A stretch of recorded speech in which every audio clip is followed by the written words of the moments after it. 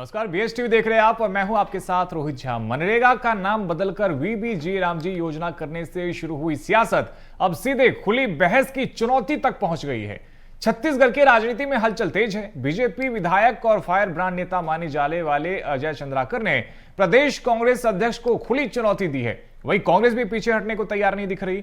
नाम बदलने से शुरू हुआ यह विवाद अब राजनीतिक टकराव, बयानबाजी और बहस की जंग में बदलता नजर आ रहा है। पहले देखिए रिपोर्ट, फिर करेंगे इसी विषय पर चर्चा।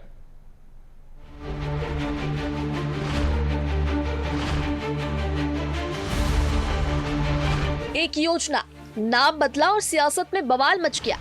मनरेगा का नाम बदलकर वीबीजी रामजी योजना क्या हुआ? छत्तीसगढ़ की राजनीति में सियासी तूफान खड़ा हो गया। मामला अब सिर्फ योजना के नाम तक सीमित नहीं है, ये सीधी राजनीतिक चुनौती में बदल चुका है। बीजेपी के तेज तर्रार विधायक अजय चंद्राकर ने कांग्रेस नेतृत्व को ललकारते हुए कह दिया, आइए आमने सामने बैठते हैं, योजना पर भी बहस होगी और सरकार के कामकाज पर भी। जी राम जी में किस बात से उनको असहमति है? आप तो पत्रकार हैं, बिंदुवार बहस कर लेना किसमें उनको आपत्ति। यहाँ के भूपेश बघेल जी या रूरल डेवलपमेंट के मिनिस्टर रहे टीएस सिंहदेव जी या और भी जो उनके मिनिस्टर रहे हैं, बहस कर लें एक एक बिंदु में। सरकार से बहस नहीं कर सकते तो मेरे से कर ले, अधिनियम को हाथ में लेके बैठ जाएं और एक एक धारा में बहस कर लेते हैं। मनरेगा का नाम बदला, सियासत हुई तेज। वीबीजी रामजी योजना पर खुली बहस की चुनौती। बीजेपी एमएलए अजय चंद्राकर ने पीसीसी चीफ को दी चुनौती। जितनी चाहे उतनी बहस करे अजय चंद्राकर। पीसीसी चीफ दीपक बैज का पलटवार, कहा एक नहीं पूरी सरकार पर डिबेट की मांग। नाम बदलने से उठी चिंगारी अब बयानबाजी, चुनौती और सियासी टकराव की आड़ बन चुकी है। छत्तीसगढ़ की राजनीति इस वक्त पूरी तरह से गर्म हो चुकी है। अजय चंद्राकर की खुली चुनौती पर पीसीसी चीफ दीपक बैज ने भी पलटवार किया। दीपक बैज ने कहा कि एक ही योजनाओं की क्यों, सरकार की पूरी योजनाओं पर डिबेट करने के लिए हम तैयार हैं। हम तो बोल रहे हैं कि एक ही योजनाओं को लेकर क्यों, हम तो सरकार की पूरी योजनाओं को लेकर बहस करने को तैयार हैं। अजय चंद्राकर जाके बात करें अपने मुख्यमंत्री से, दीपक बैज से डिबेट कर ले। वो पहले भी मैंने कहा कि चौक चौराहा, डेट, समय, दिन तय कर ले मुख्यमंत्री।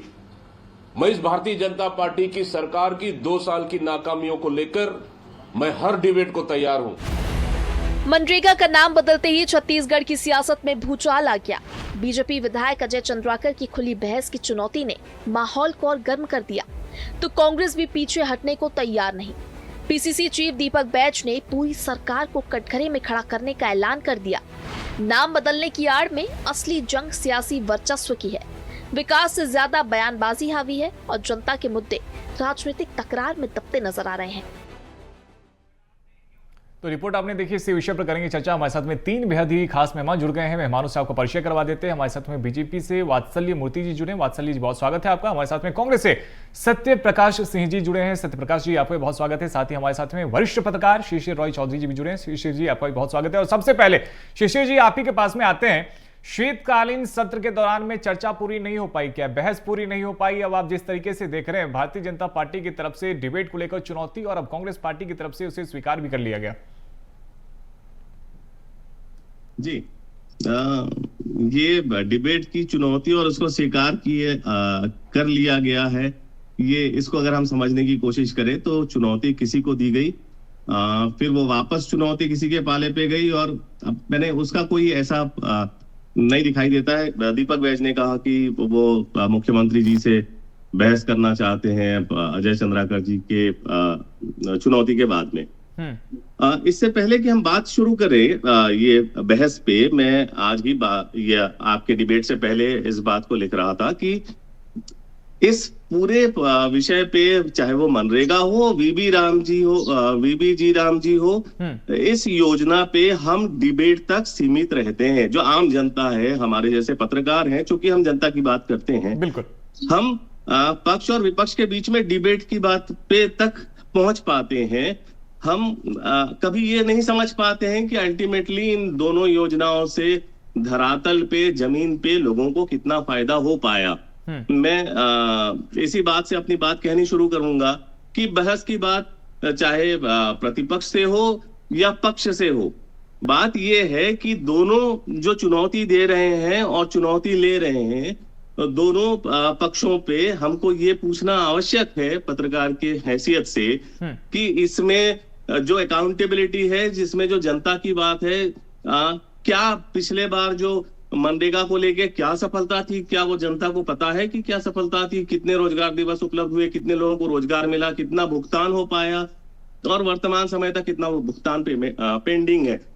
ऐसा ये काफी समय से, उस बीच में कांग्रेस की सरकार भी रही, पहले भाजपा की सरकार भी रही, अभी वीबी जी राम जी के नाम से ये जो योजना है वो 125 दिन का रोजगार देने का वायदा करके अभी आई है। उसको लेके जिस तरीके से भी तैयारी चल रही है और उसको लेके जो योजनाएं हैं, क्या उसमें जनता को ये साफ साफ बताए जाने लायक कोई चीजें इनको दिखाई देती हैं कि भाई ये हम ब्लैक एंड व्हाइट में आपको बता रहे हैं कि ये आपको बिल्कुल मिला है और शिशिर जी, नहीं बहुत मिला। महत्वपूर्ण बात आप कह रहे हैं कि योजना का नाम तो बदला, लेकिन तस्वीर कितनी बदलेगी। वात्सल्य मूर्ति जी, चुनौती दी गई थी अजय चंद्राकर की तरफ से, अब इसे स्वीकार भी कर लिया गया है। दीपक बैज ने बाकायदा कहा भी है कि मुख्यमंत्री से भी चर्चा करेंगे, और सिर्फ जयराम जी पर क्यों, सरकार की सभी योजनाओं पे बात कर लेते हैं, 2 साल की योजनाओं पे बात कर लेते हैं। रोहित जी, दीपक बैज जी ने कहा कि चौक चौराहा और तारीख आप डिसाइड कर लीजिए, वो तैयार है बहस के लिए। देखिए, ऐसी ही चुनौती जो है बहुत बार कांग्रेस के विभिन्न नेताओं ने दी है। राहुल गांधी जी ने भी कहा था कि भाई एसआईआर पर पार्लियामेंट में बहस होनी चाहिए, उन्होंने बाकायदा चुनौती दी थी, 10 सवाल, बिंदुवार सवाल भी हम पर थोप दिए थे। और जब एसआईआर पर बहस का समय आया, पूरा देश ने देखा कि राहुल गांधी जी ने क्या कहा। 40 मिनट का अमित शाह जी का भाषण था, मुश्किल से 5 से 7 मिनट हुए थे, और पूरी कांग्रेस राहुल गांधी जी के साथ बगैर अमित शाह जी का एसआईआर पर जो जवाब था, उनके सवालों का वो जवाब दे रहे थे, बगैर जवाब सुने उन्होंने वॉकआउट कर दिया। तो देखिए, कांग्रेस का यही पैतरा है। वो जैसे हमारे मोहल्लों में बच्चे घंटी बजाकर भाग जाते हैं, बस वही पैतरा कांग्रेस का है। कांग्रेस भी सवाल पूछती है और जब आमने सामने की बारी आती है तो वो मुंह छुपाकर भाग जाती है। देखिए, अजय चंद्राकर जी ने क्या गलत कहा? भाई, बिंदुवार आपको अगर कोई भी प्रॉब्लम है जी राम जी में, तो बिंदुवार हम डिस्कस कर लेते हैं। भाई, यही तो डेमोक्रेसी में होना भी चाहिए। भाई, बिंदुवार आप डिस्कस कर लीजिए, मगर इन्हें चौक चौराहों पर बगैर सबूत के हल्ला मचाने में, ये कह रहे हैं ना कि वो तैयार है, वो ये कहने का अंदाज था, वो ये कह रहे हैं कि आप जहां भी, जब भी, जिस भी समय पर चाहे चर्चा कर सकते हैं, कांग्रेस पार्टी चर्चा के लिए तैयार है। तो अब मैं ये जानना चाहता हूं, चूंकि आप ही की तरफ से चुनौती दी गई थी डिबेट को लेकर के, अजय चंद्राकर जी ने कहा था, तो अब उनकी तरफ से स्वीकार भी कर लिया गया है, तो आगे क्या भारतीय जनता पार्टी चर्चा के लिए, डिबेट के लिए तैयार है? दीपक बैज जी का बयान है रोहित जी, देखिए तैयार कैसे है मैं आपको बता रहा हूं। दीपक बैज जी का बयान है, भाई अजय चंद्राकर कौन है? मुख्यमंत्री तय कर ले चौक चौराहा और तारीख, हम बहस के लिए तैयार है। क्या इस तरीके से बहस होती है क्या? भाई, आज हम मीडिया में हैं, मैं चैलेंज करता हूं कांग्रेस के प्रवक्ता को, मैं चैलेंज करता हूं, बिंदुवार आप निकाल लीजिए, जी राम जी के किस बिंदु में आपको ऑब्जेक्शन है बताइए, मैं उसका जवाब। इस तरीके से बहस होती है। यहीं पर बहस कर लेते हैं। भाई साहब सत्यप्रकाश जी भी हैं, सत्यप्रकाश जी, चौक चौराहों पे क्यों करना है? अब वो ये कह रहे हैं कि इस तरीके से डिबेट नहीं होती। आप मुख्यमंत्री का जिक्र कर रहे हैं, अजय चंद्राकर जी ने हालांकि चैलेंज किया और ये कहा कि इस विषय पे डिबेट होनी चाहिए, और अब आपकी पार्टी की तरफ से स्वीकार भी कर लिया गया है। देखिए रोहित जी, एक तो मैं बोलूंगा कि अगर हम पार्टी की बात करें तो इतिहास उठा के देखिए, अंग्रेजों से भी लड़े हैं, उनसे भी सवाल किए, उनसे भी जवाब मांगे, उनको भी खदेड़ा है। तो ये किसी से हम डरते नहीं है कि सवाल जवाब कहां करना, किससे करना, जब आना है आ जाइए। दीपक बैज जी वो छोड़ दिया, अभी अजय चंद्राकर जी या वात्सल्य जी ने बोला कि बिंदुवार बहस होनी चाहिए। मुद्दा क्या है? आज देश में जो ज्वलंत मुद्दा है, गरीबों से जुड़ा हुआ, मजदूरों से जुड़ा हुआ, वो मुद्दा क्या है कि जो मूल आत्मा थी मनरेगा की, वो खत्म क्यों की गई है? मुद्दा ये है। ये मत भटकाइए कि आज ये चैलेंज कर लीजिए, दीपक बैज जी तो तैयार ही हैं, मगर आप उसका जवाब दीजिए। अगर दीपक बैज जी पूछ रहे हैं या मजदूर पूछ रहा है, गरीब पूछ रहा है, उसका जवाब दे दीजिए। क्या ये ऐसा नहीं है कि आपने जो बात की है कि भाई 125 दिन में रोजगार, 125 दिन का रोजगार मिलेगा, पहले 100 दिन का मिलता था, आप पीठ थपथपा रहे, मगर क्या इसमें ऐसा नहीं है कि राज्य सरकार के पास कोई अधिकार नहीं? सिर्फ केंद्र सरकार तय करेगी किस राज्य में कितना रोजगार और कैसा रोजगार देना है। क्या ये गलत है क्या?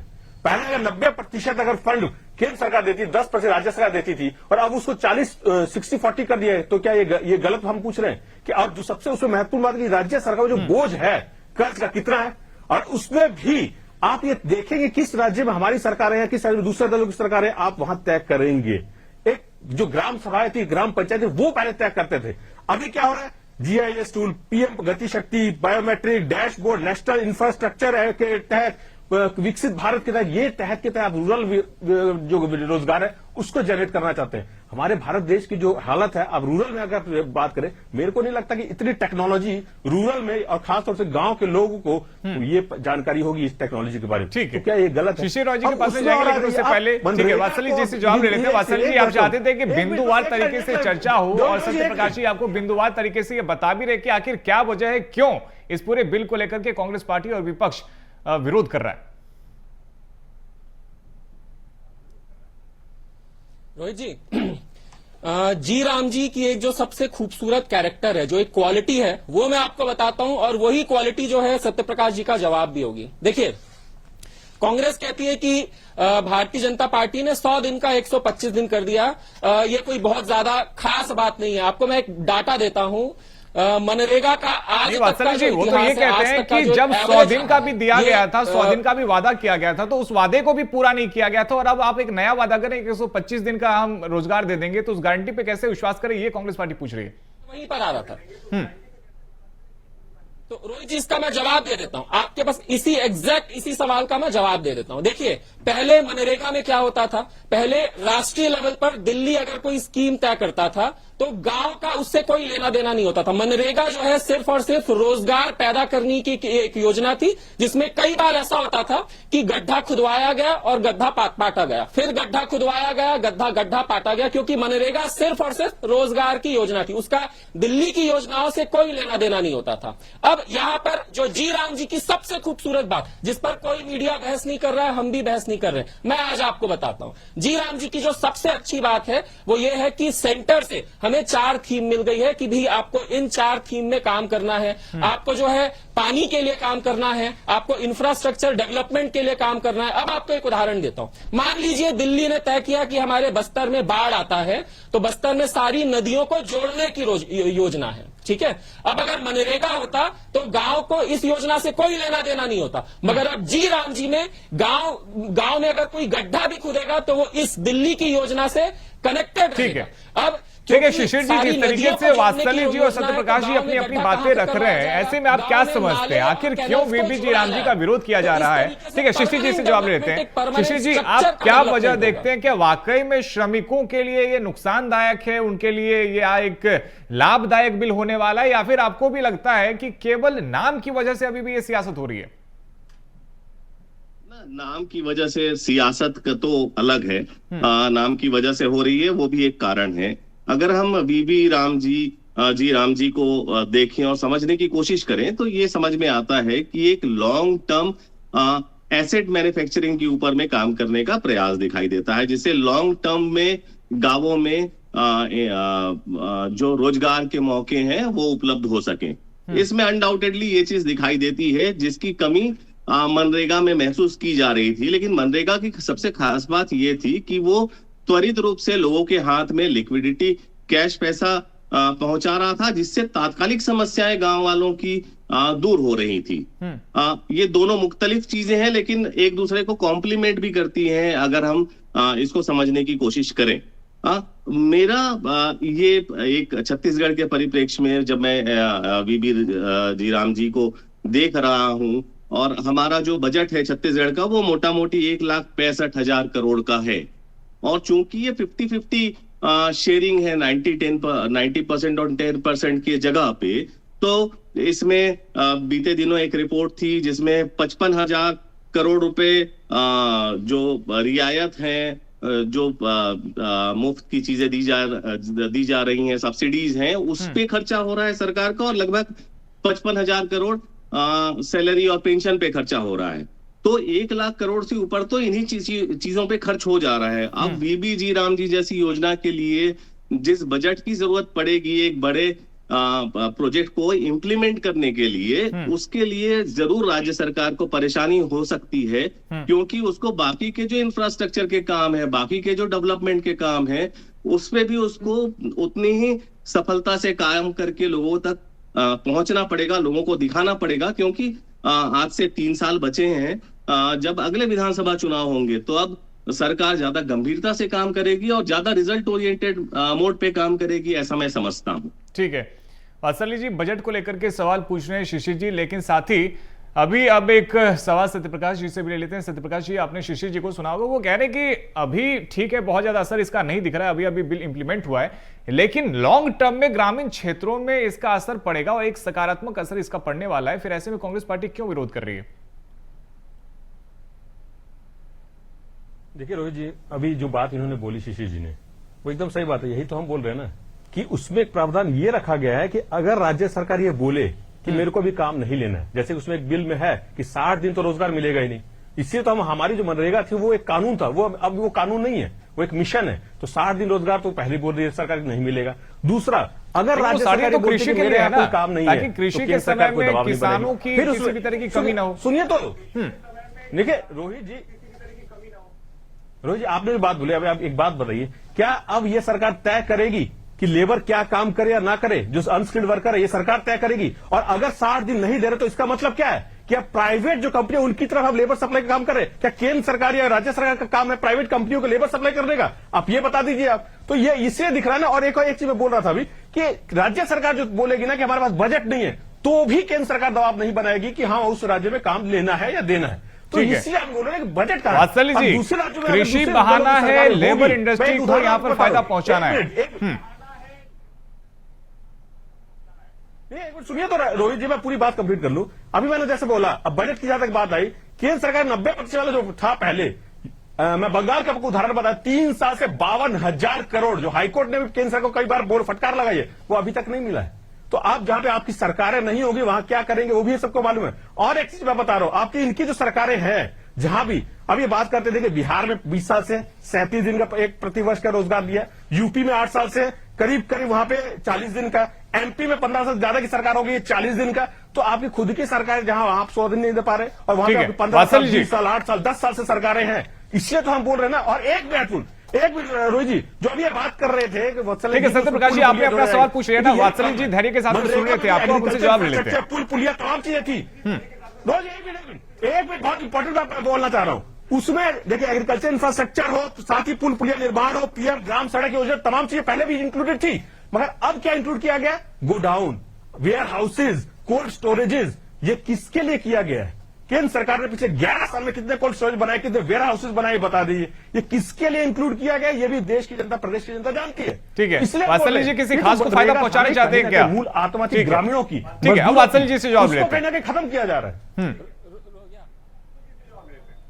देखिए रोहित जी, 2008 में जो देश के बहुत बड़े एक अर्थशास्त्री थे, इनके नंबर 2 के नेता उस समय के पी चिदम्बरम, उनका पार्लियामेंट में एक भाषण था कि मनरेगा तभी ही सक्सेसफुल हो सकता है जब स्टेट मनरेगा के बजट में एक बड़ा हिस्सा लेगा। ये चिदम्बरम का 2008 में पार्लियामेंट में भाषण था। अदरवाइज उन्होंने कहा था मनरेगा कभी सक्सेसफुल नहीं होगा क्योंकि स्टेट जो है सिर्फ और सिर्फ करप्शन में लग जाएंगे, वो अपनी जिम्मेदारी नहीं उठाएंगे। ये शब्द थे पी चिदम्बरम के।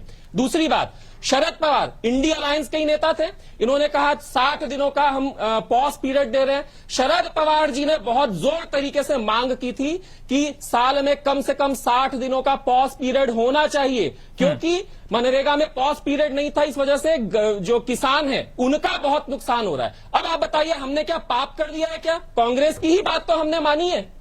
जो कांग्रेस के नेताओं की बात, अर्थशास्त्रियों की बात, बड़े किसानों की बात, शरद पवार देश के सबसे बड़े किसान नेता कहलाते हैं, उनकी बात इन्होंने नहीं मानी, उन्हीं की बात हमने मानी, तो हमने पाप कर दिया क्या? पहली बात। दूसरी बात, ये बार बार कह रहे हैं कि सेंटर डिसाइड करेगा क्या, कि गांव का किसान क्या करेगा, गांव का मजदूर क्या करेगा। देखिए यही तो सबसे बड़ी खामी थी मनरेगा में। 10,91,000 कंप्लेंट आज पेंडिंग है मनरेगा में। मनरेगा में क्या होता था? गड्ढा खुदवाए, बंद करवा दिए, फिर उसी के ऊपर फिर गड्ढा खुदवाए। इन्होंने ही कहा ना कि भाई आज शिशिर जी के पास भी जाएंगे। ठीक है वात्सल्य जी, आपके सवालों को लेकर के एक बार सत्यप्रकाश जी के पास में जाते हैं। सत्यप्रकाश जी, छोटा सा जवाब दीजिएगा। ये तो कह रहे हैं कि जो मांग विपक्ष के नेता करे थे उसी मांगों को पूरा किया गया है और इस बिल में उसका ध्यान रखा गया, तो फिर ऐसे में विरोध क्यों? नहीं रोहित जी, एक तो वात्सल्य जी कहां से बोले मुझे नहीं मालूम, मगर मोदी जी का भाषण शायद भूल गए।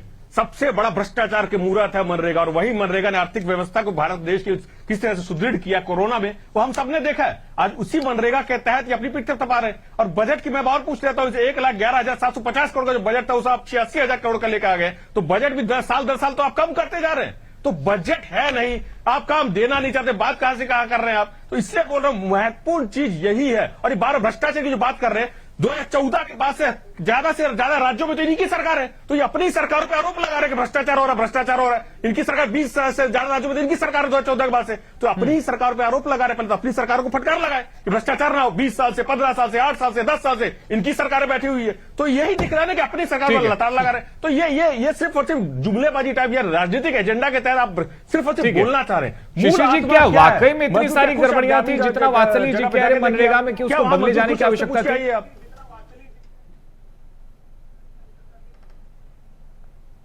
रोहित जी, आपका सवाल रिपीट करेंगे, सुनाई नहीं दिया। असली जी, मैं शिशिर जी से सवाल कर रहा हूं, आप ही के सवाल को लेकर मैं जा रहा हूं कि जिस तरीके से वात्सल जी आप बता रहे हैं कि बहुत सारी खामियां थी मनरेगा में, यही मैं शिशिर जी से पूछ रहा हूं, क्या शिशिर जी वाकई में इतनी सारी गड़बड़ियां, इतनी सारी खामियां थी क्या कि उसको बदलने की आवश्यकता पड़ रही है? जरूर शुरुआत जब मनरेगा की शुरुआत हुई तब से खामियां थी, और जैसा किसी भी बड़ी योजना में होता है, वो खामियों को धीरे धीरे करके रेक्टिफाई करती है सरकार। वैसे ही शुरू में जब मनरेगा आया, जब कैश का भुगतान होता था, फिर वो कैशलेस होके अकाउंट्स खोले गए, फिर वो रोजगार कार्ड बना, फिर वो डायरेक्ट जो कैश ट्रांसफर है वो श्रमिकों को अकाउंट पे जाने लगा। तो ऐसे धीरे धीरे करके चीजें ठीक हुई। ये जरूर हमको मानना पड़ेगा, मनरेगा को श्रेय देना पड़ेगा कि मनरेगा ने ग्रामीण क्षेत्र में ग्रामीणों के पास में एक कुछ तो पूंजी उपलब्ध करवाने का काम किया है, इसमें कोई शक नहीं है। जहां तक मैंने देखा है, ये बात भी सच है कि मनरेगा में बड़े पैमाने पे भ्रष्टाचार की शिकायतें भी रही, जैसे कि लगभग सभी सरकारी योजनाओं में होता है। मनरेगा भी इससे अछूता नहीं रहा, लेकिन मनरेगा इस मामले में सफल रहा कि श्रमिकों के पास में कैश पहुंचा, और ग्रामीण अर्थव्यवस्था शायद उससे मजबूत भी हुई, और भारत की अर्थव्यवस्था में भी उसने कोई सकारात्मक सहयोग किया। ठीक है। जहां तक जी अगर मैं इसकी बात करूं जी राम जी की, तो ये आने वाला समय बताएगा कि ये जो 60-40 का रेशियो है, ये 60-40 के रेशियो में ये जो 40% है वो राज्य किस तरीके से कंट्रीब्यूट कर पाते हैं अपना, और ज्यादा से ज्यादा लोगों को इस रोजगार से जोड़ पाते हैं। चर्चा में एक चीज तो निकल कर आ रही है, और आप तीनों ही इस और इशारा कर रहे हैं कि बहुत सारी गड़बड़ियां थी, बहुत सारी खामियां थी मनरेगा में, लेकिन सबसे अहम सवाल सत्यप्रकाश जी ये पूछे कि ये गड़बड़ियां कहां थी? क्या केवल उन राज्यों में थी जहां पे कांग्रेस या फिर विपक्ष की सरकार थी, या फिर उन राज्यों में भी जहां पे भारतीय जनता पार्टी की भी सरकार थी 2014 या फिर उसके पहले भी और अब तक? देखिए रोहित जी, कोई ये नहीं कह रहा है कि मनरेगा एक खराब योजना थी, मगर ये बात सच है कि मनरेगा की जो कैरेक्टर्स थे उसमें अगर कोई घोटाला करता भी था तो उसे पकड़ पाना बहुत मुश्किल था। चेक एंड बैलेंस का सिस्टम मनरेगा में था ही नहीं। मैंने बताया ना, गड्ढा आप खुदवा रहे हैं, उसी को पाट रहे हैं, 5 साल बाद कौन पकड़ पाएगा कि वहां पर कोई काम हुआ था कि नहीं? भाई ये तो सिर्फ और सिर्फ रोजगार की योजना थी। ठीक है, समय की कमी है। सत्यप्रकाश जी से छोटा सा जवाब लेते हैं। सत्यप्रकाश जी, यदि जो खामियां थी उसको यदि आप ही की पार्टी ने 2014 से पहले दुरुस्त कर दिया होता तो शायद इसकी आवश्यकता नहीं पड़ती। और दूसरी बात ये कि यदि अब सरकार उसे दुरुस्त करिए, थोड़ा सा बदलाव करिए, तो परेशानी क्या है? रोहित जी देखिए, हमने क्या बोला, हमारे जो मूल सवाल उसके जवाब चाहिए। पहले मनरेगा जो बनाया गया था वो खुद विश्व बैंक ने उसको सम्मानित किया था, उसकी प्रशंसा की थी। और अभी वत्सले जी बोले मनरेगा खराब नहीं था। मैं तो इनको बोलता कि नोटिस ना मिल जाए। मोदी जी ने बोला था भ्रष्टाचार की मूरत है कांग्रेस सरकार की मनरेगा। नहीं तो भ्रष्टाचार था। वही तो मैं तो वही पूछ ही रहा हूँ कि मनरेगा योजना खराब नहीं थी, मगर मैं तो कह रहा हूँ 10,51,000 उसमें भ्रष्टाचार के आरोप लगे। ठीक है, कम से कम यहाँ पे हमने एक सार्थक चर्चा की है, और अगर अच्छा होगा, अगर वाकई में पक्ष और विपक्ष भी एक साथ आकर इस विषय पे चर्चा करें, क्योंकि वाकई में श्रमिकों से जुड़ा हुआ ये मामला है।